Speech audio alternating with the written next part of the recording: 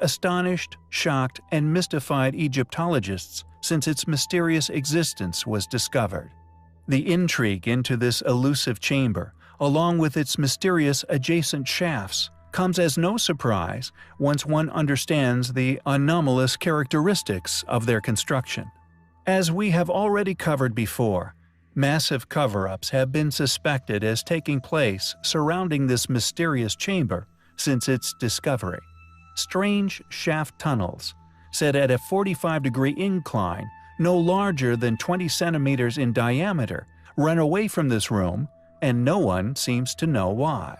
Not only would these ancient shafts require being hermetically sealed during the pyramid's construction to stop them from becoming blocked, but the excruciating effort that would have gone into making them becomes all the more of a confusing undertaking once you realize they were not even connected to the chamber, but hidden 40 centimeters away from entering the tomb within the walls, completely invisible from the inside of the burial room located deep within the structure. Cheops, noticeably being the only pyramid to have ever been constructed with such shafts, making their addition a popular mystery within Egyptian history.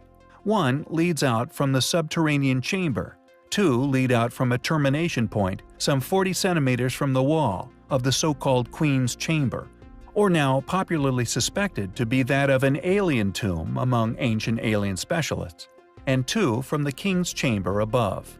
Here is where our story becomes interesting. Rudolf Gantenbrink, famous for actually discovering the blocking door within one of the Queen's Chamber shafts, which could lead to an as-yet undisclosed tomb, has also made other curious discoveries within the Great Pyramid.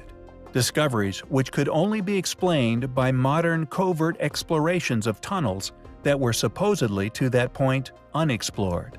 Gantenbrink's cache being but one example of these mysterious finds, deep within the tunnel systems in the royal chamber, at a 90-degree turn going vertically upwards, a pile of papers, possibly wrapped artifacts, weighed down with a small piece of timber or stone, possibly another artifact, was discovered by Gantenbrink's robot.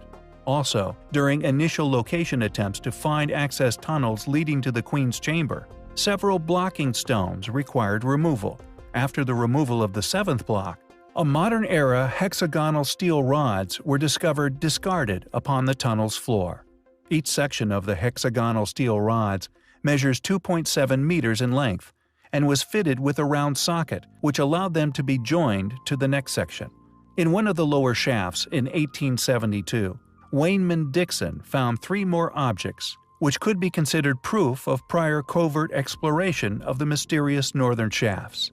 A copper grappling hook, about 5 centimeters in length, accompanied by a small gray-green stone ball and a broken-off piece of a square wooden slat or rod, about 13 centimeters long, the would today be the most intriguing of his finds.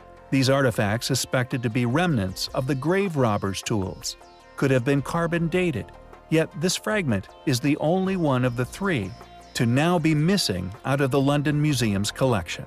Unfortunately, in his writings, Dixon doesn't say in which of the two lower shafts he actually found the objects, but he mentions them in connection with the northern one.